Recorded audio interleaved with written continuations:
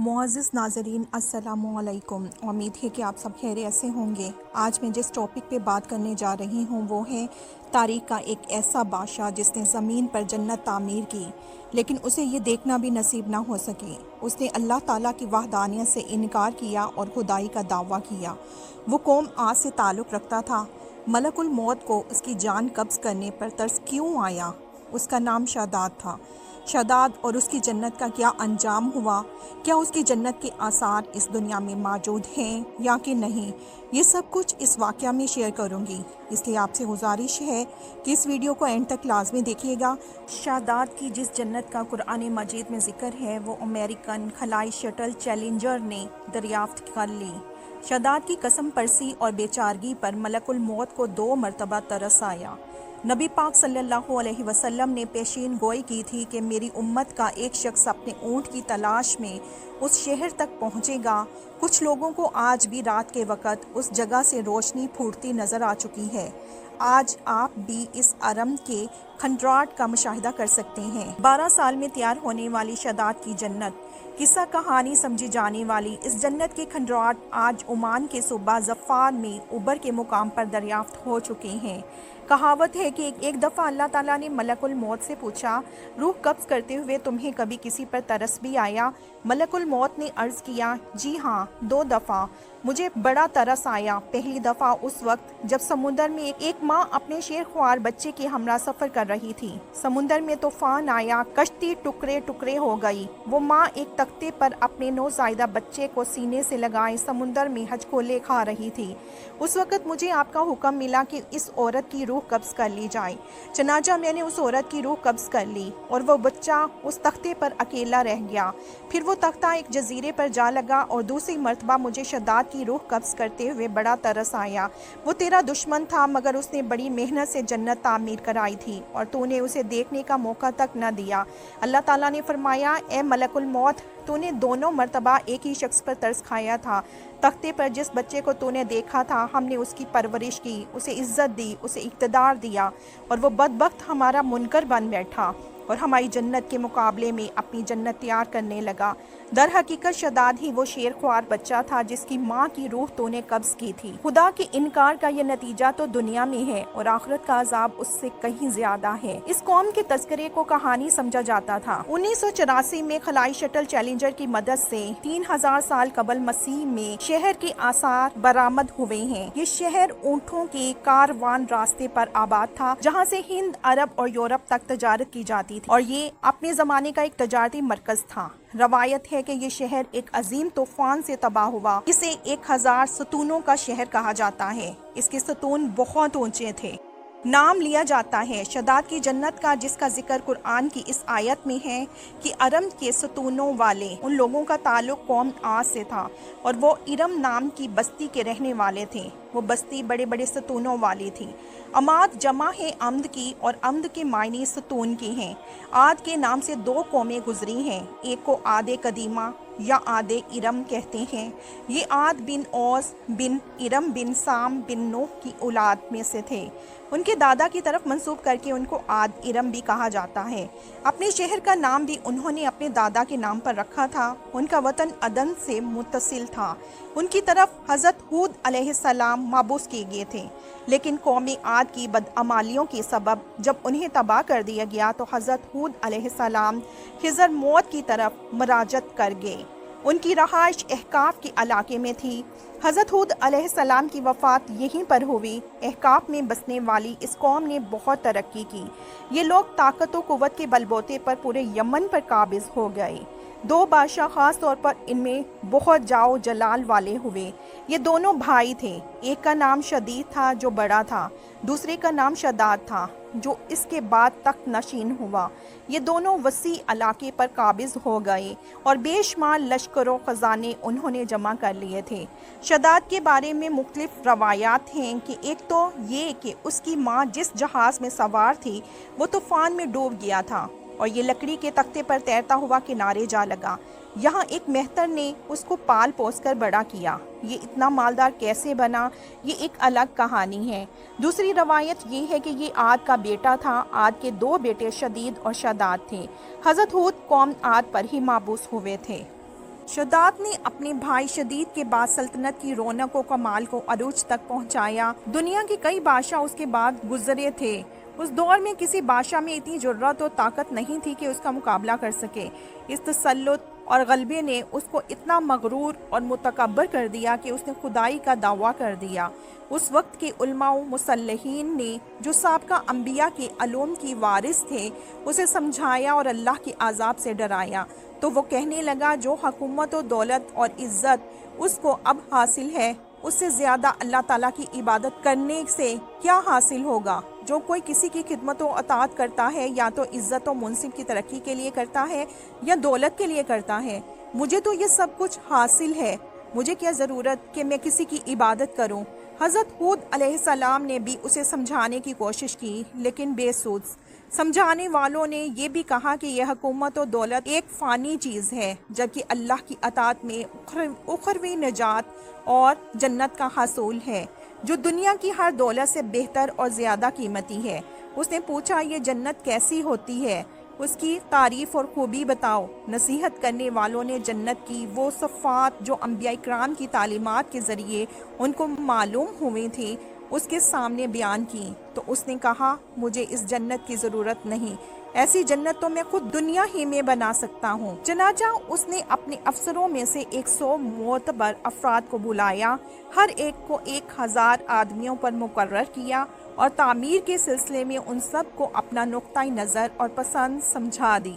उसके बाद पूरी दुनिया में उस काम के माहिरीन को अदन भिजवाने का हुक्म दिया। इसके अलावा अपनी कलमरों में सब हुक्मरानों को ये हुक्म दिया कि सोने चांदी की कानों से ईंटें बनवा कर भेजें और कोहे अदन के मुत्तसिल एक मुरब्बा शहर जन्नत, जो 10 कोस चौड़ा और 10 कोस लंबा हो, बनाने का हुक्म दिया। उसकी बुनियादें इतनी गहरी खुदवाई कि पानी के करीब पहुंचा दी। फिर उन बुनियादों को संगे सुलेमानी से भरवा दिया। जब बुनियादें भरकर ज़मीन के बराबर हो गईं, तो उन पर सोने चांदी की ईंटों की दीवारें चुनी गईं। उन दीवारों की बुलंदी उस ज़माने के गज़ के हिसाब से 100 गज़ मुकर्रर की गई। जब सूरज निकलता तो उसकी चमक से दीवारों पर निगाह नहीं ठहरती थी। यूँ शहर की 4 दीवारी बनाई गई। उसके बाद 4 दीवारी के अंदर 1000 महल तामीर किए गए। हर महल 1000 सतूनों वाला था और हर सतून जवाहरात से जुड़ाव किया हुआ था। फिर शहर के दरमियान में एक नहर बनवाई गई और हर महल में उस नहर से छोटी छोटी नहरें ले जाई गईं। हर महल में हौज़ और फव्वारे बनाए गए। उन नहरों की दीवारें और फर्श याकूत, जमुर्द, मरजान और नीलम से सजा दी गईं। नहरों के किनारों पर ऐसे मसनूई दरख्त बनाए गए जिनकी जड़ें सोने की, शाखें और पत्ते जमुर्द के थे। उनके फल मोती और याकूत और दूसरे जवाहरात के बनवा कर उन पर टांक दिए गए। शहर की दुकानों और दीवारों को मश्क, ज़ाफ़रान और अंबरो गलाब से स्कील किया गया। याकूत और जवाहरात के खूबसूरत परिंदे चांदी की ईंटों पर बनवाए गए, जिन पर पहरेदार अपनी अपनी बारी पर आकर पहरे के लिए बैठते थे। जब तामीर मुकम्मल हो गई तो हुक्म दिया कि सारे शहर में रेशम और जरदोज़ी के कालीन बिछा दिए जाएं। फिर नहरों में से किसी के अंदर मीठा पानी, किसी में शराब, किसी में दूध और किसी में शहद और शरबत जारी कर दिया गया। बाजारों और दुकानों को कम ख्वाब और ज़रबफ्त के पर्दों से आरास्ता कर दिया गया और हर पेशावर हुनर वाले को हुक्म हुआ कि अपने अपने कामों में मशगूल हो जाएं, और ये कि इस शहर के तमाम बासियों के लिए हर वक्त हर नौ किस्म के फल मेवे पहुंचा करें। 12 साल की मुद्दत में ये शहर जब उस सजावट के साथ तैयार हो गया तो तमाम अमरा अरकान दौलत को हुक्म दिया कि सब उसी में आबाद हो जाएं। फिर शदाद खुद अपने लाओ लश्कर की हमरा इंतहाई तकब्बुर और गरूर के साथ उस शहर की तरफ रवाना हुआ।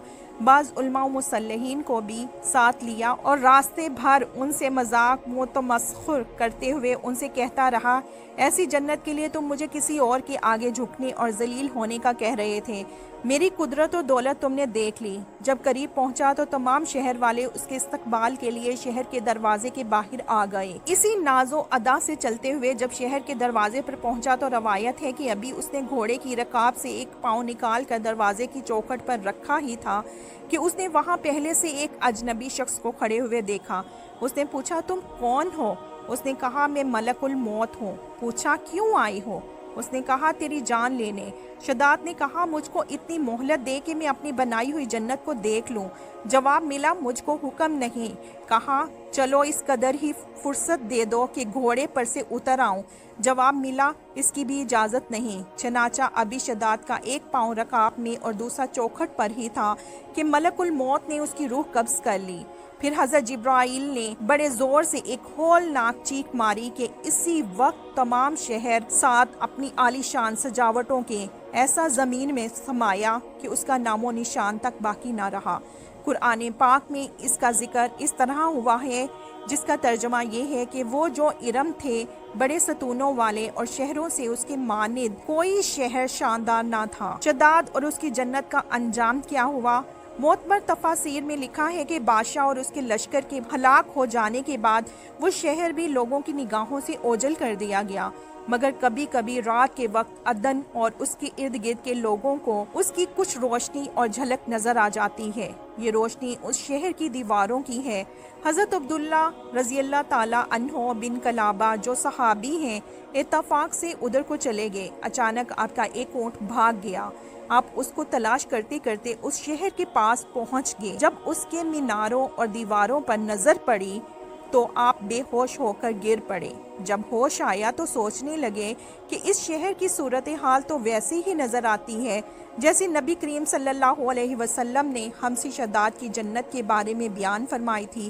یہ میں خواب دیکھ رہا ہوں یا اس کا کسی حقیقت سے بھی کوئی تعلق ہے؟ اسی کیفیت میں اٹھ کر وہ شہر کے اندر گئے۔ اس کے اندر نہریں اور درخت بھی جنت کی طرح کہتے ہیں، لیکن وہاں کوئی انسان نہیں تھا۔ آپ رضی اللہ تعالیٰ عنہ نے وہاں پڑے ہوئے کچھ جواہرات اٹھائے اور واپس چل دیے۔ وہاں سے وہ سیدھے اس وقت کے دارالخلافہ دمشق میں پہنچے۔ حضرت امیر معاویہ رضی اللہ تعالیٰ عنہ وہاں موجود تھے۔ وہاں جو کچھ ماجرا ان کے ساتھ پیش آیا تھا انہوں نے بیان کیا۔ حضرت امیر معاویہ رضی اللہ عنہ نے ان سے پوچھا وہ شہر آپ نے حالت بیداری میں دیکھا تھا کہ خواب میں؟ حضرت عبداللہ رضی اللہ عنہ نے بتایا کہ بالکل بیداری میں دیکھا تھا۔ پھر اس کی ساری نشانیاں بتائیں کہ وہ عدن کے پہاڑ کی فلاں جانب اتنے فاصلے پر ہے، ایک طرف فلاں درخت اور دوسری طرف ایسا کنواں ہے، اور یہ جواہرات اور یاقوت نشانی کے طور پر میں وہاں سے اٹھا لایا ہوں۔ حضرت امیر معاویہ رضی اللہ تعالیٰ عنہ یہ ماجرا سننے کے بعد نہایت حیران ہوئے۔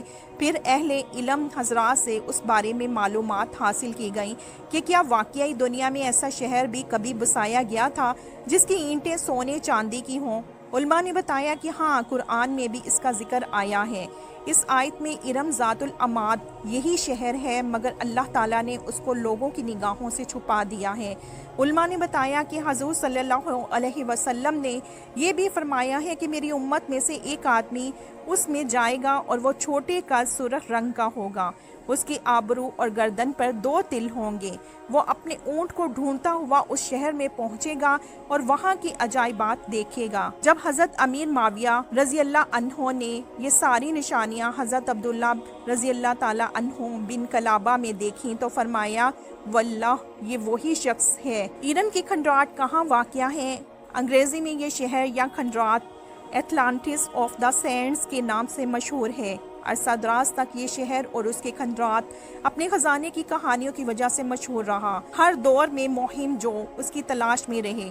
دلچسپ اور حیرت انگیز بات یہ ہے کہ سن 1990 میں جب امریکن ادارے ناسا کے خلائی شٹل چیلنجر کی مدد سے اس شہر کے کھنڈرات کو عمان کے صوبے ظفار میں دریافت کیا گیا اور کھدائی شروع ہوئی، قلعے کی دیواریں اور دیگر تعمیرات کے کھنڈرات بہترین حالت میں دریافت ہوئے، لیکن ان کھنڈرات اور دیواروں کا ایک بڑا حصہ زمین میں نمودار ہونے والے ایک بڑے گڑھے میں گر کر دفن ہو گیا۔